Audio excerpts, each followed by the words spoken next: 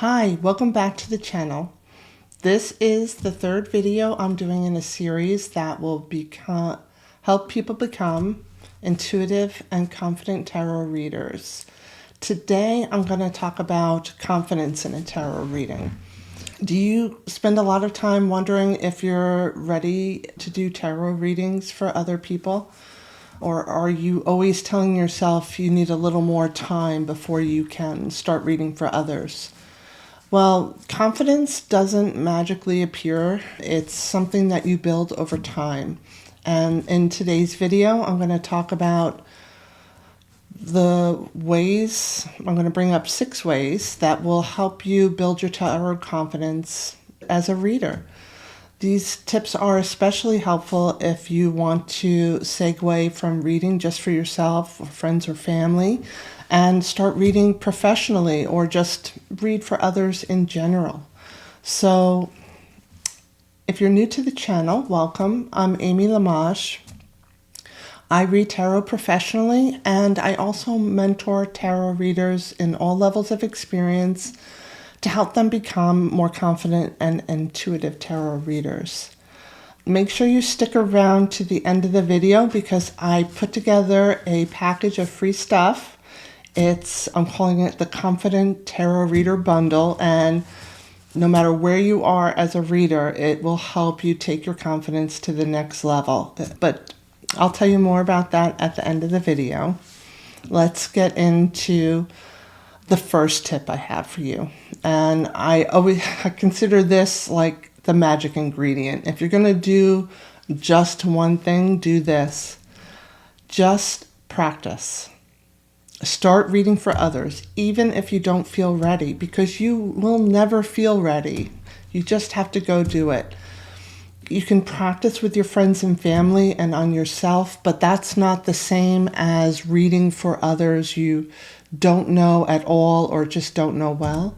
This is where the real growth happens. Where to do this, especially if you live in an area where there aren't a lot of people that are interested in tarot, you can do reading exchanges in some really great tarot groups. I have 2 suggestions. One's on Facebook. It's called Tarot Nerds. People are always posting readings and asking for feedback, or they're asking if anyone's interested in a reading exchange.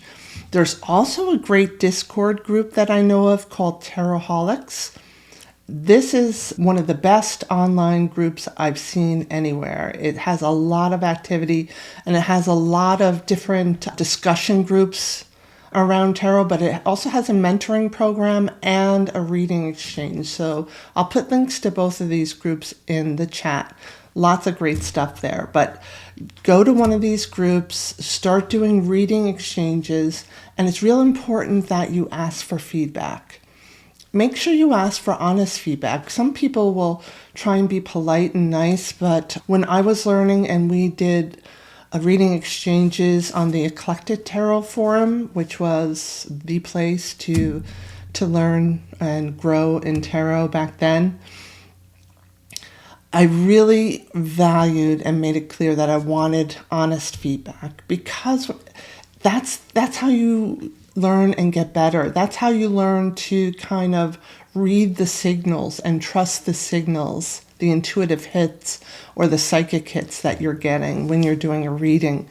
When you get confirmation from the recipient that you were spot on, or when you weren't spot on, you can reflect back on, well, did I go with that intuitively or did I second guess myself? It's just really important that you get the good feedback.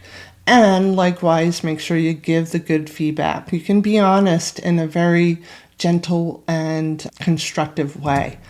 All right. The next tip. Some people may disagree. This is really what worked for me, is to keep it small, start simple. And what do I mean by that? You have to keep the readings under between 5 and 15 minutes. And I would say no more than a 3 to 5 card spread.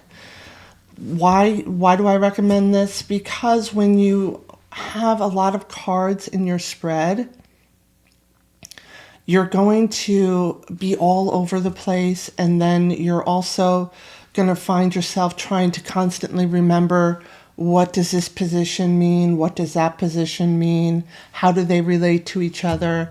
It really just makes things overly complicated. You can give a fantastic reading with just 3 cards.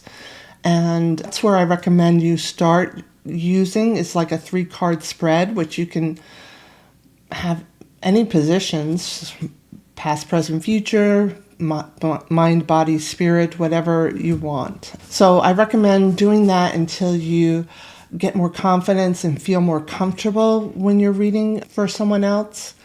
The other thing I would say is keep it less than 15 minutes, but really even a 5-minute reading, if it's, a live one or you're recording it, a 5-minute reading is fine. If you are under the pressure to make it last like a half an hour, you might not notice it, but you end up using a lot of filler words, or you end up repeating yourself because you feel like you must deliver a half-hour reading, or sometimes an hour reading. So that removing that pressure is a really great idea. So start small, keep it simple, not too complex, and remember, less pressure equals more freedom to experiment and trust yourself. All right, tip number 3. All right, you're reading for others now. The next step is to read for a client. That means accept some sort of payment or exchange in return for a reading. I know this is a big step, but it's important to start thinking of yourself and seeing yourself as a professional reader to build your confidence. It's like, it's that first step. It's walking through the door. It will get you there. I'll tell you a little story. There's lots of ways to start out, by the way, when you're a new professional reader that might make you more comfortable. One is to read and accept tips instead of setting a set price.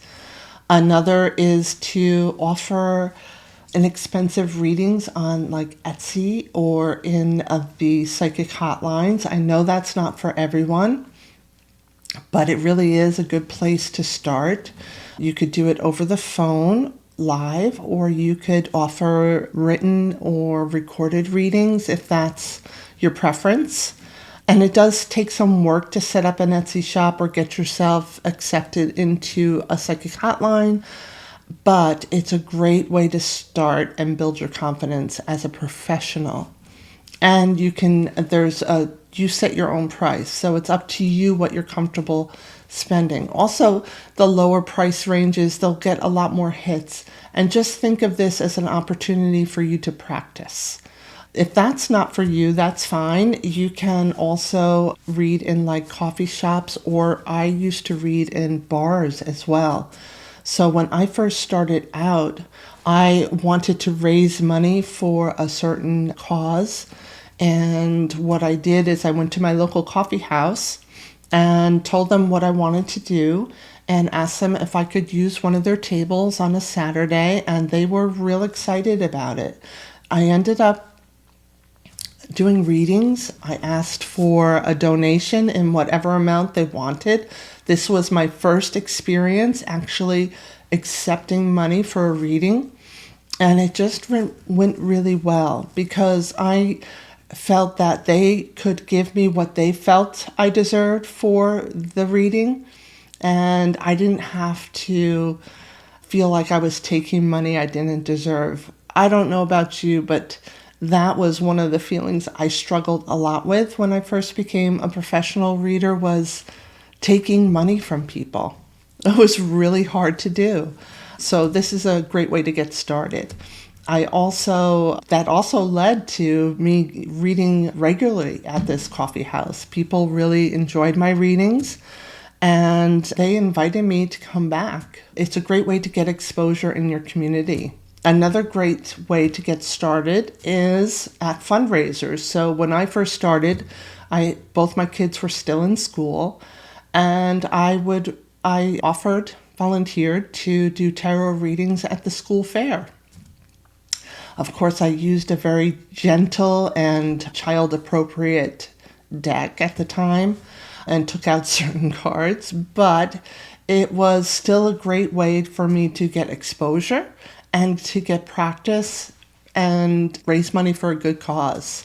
I did that up until my kids were done with school. I did it to raise money for trips, sports equipment, you name it. So that was another great way to get started accepting money for readings.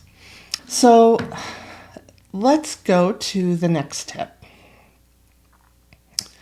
Number 4, and this one's huge, and you'll be surprised after you do this for a while how much more comfortable you'll be reading for other people. And that is to ditch the guidebook. When I was learning tarot, even doing the reading exchanges and things that I started out with, I always had, it was usually 78 Degrees of Wisdom by Rachel Pollack. I usually had that book with me to look things up if I needed to, or a little white book, right?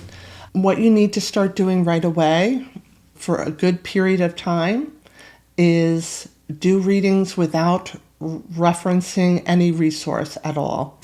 No looking up meanings at all. You do the best you can to come up with the interpretation of the reading without looking up anything.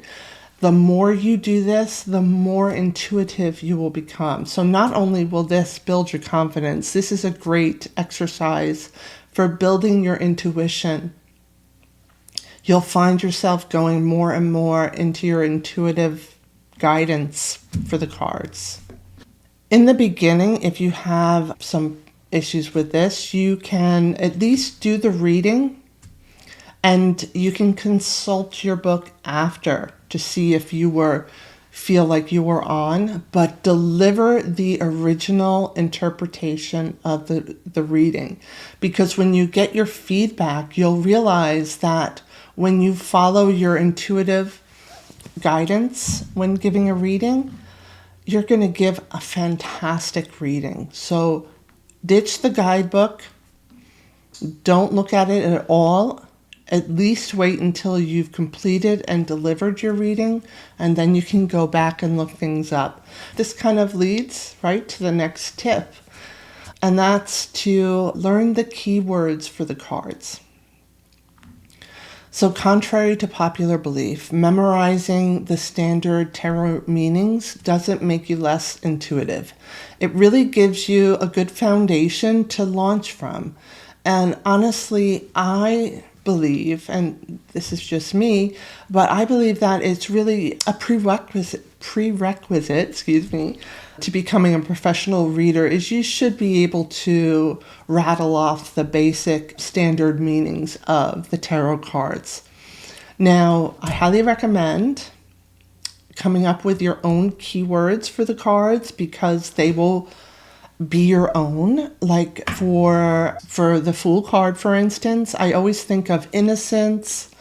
I think of curiosity.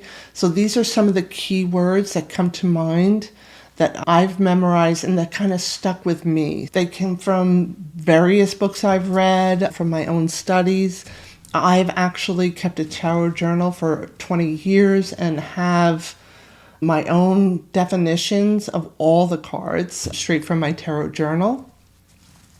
So that is what this does is when you go into the reading and when you know these meanings by heart, you're going to feel more confident because if you feel stuck, you can always go to these keywords that you've memorized, these meanings that you've memorized, and pull from that when you're giving your reading.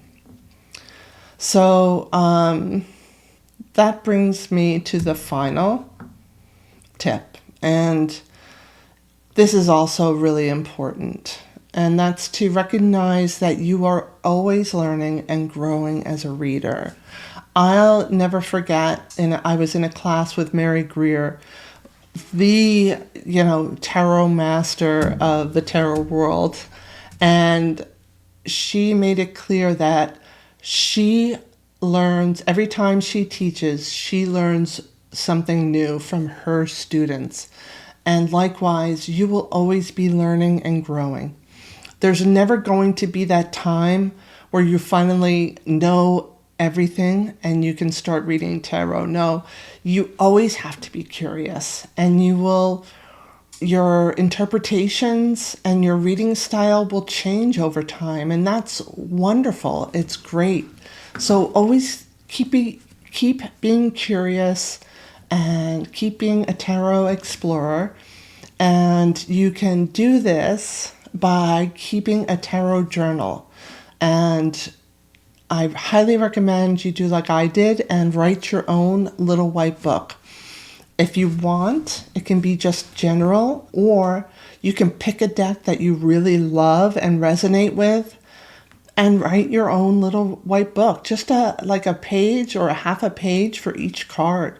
You don't have to go crazy with it at first, and you can always expand on it later. You have the time, but make sure you record it, either writing in a journal, or if you keep a digital journal, that's fine too. But keep it recorded, because take it from me, you'll come back to this years later, and it will be amazing to read your own journal years later, and very helpful. So keep a tarot journal. I can't recommend this enough. Keep exploring tarot and allow yourself to change and grow.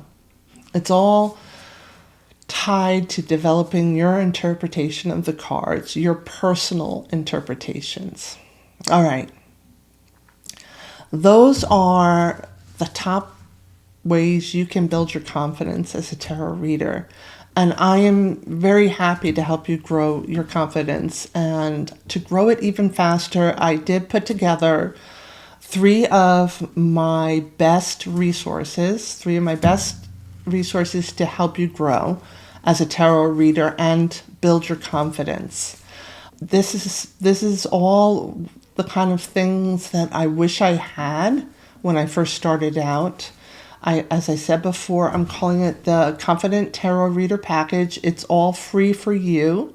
There's a link in the bio that will take you to a web page where you can learn more about it and download the documents. So what does it have? It has my Quick Start Tarot Guide. This is straight from my own tarot journal. It's pretty much my little white book, and I put it together just for you. It's a great resource to help you memorize your keywords, or you can use that kind of format yourself and come up with your own keywords. It also goes into card archetypes. I give you upright and reverse meanings. I go into the meanings of the numbers and the suits. And all of these things help you put together the meanings of the cards and build your confidence. There's also a section at the end that helps you put together a 3-card reading. It's a guide for people that do have a little trouble after they've memorized the cards. They don't really understand yet how to interpret the cards in the context of a spread.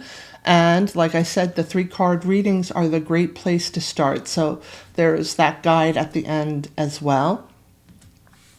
And then I am giving you a little tarot journal workbook. So this comes from my intuitive tarot class. It gives you 21. That class comes with 21 journaling prompts. This is a few of them that I handpicked that will help you also build that personal meaning of the cards for yourself. It will help you come up with definitions for very most used spread positions, and it will help you create your own little white book. It's going to help you build your intuition and your confidence. Take it, print it out, either right on the PDF, or you can use that format in your own journal.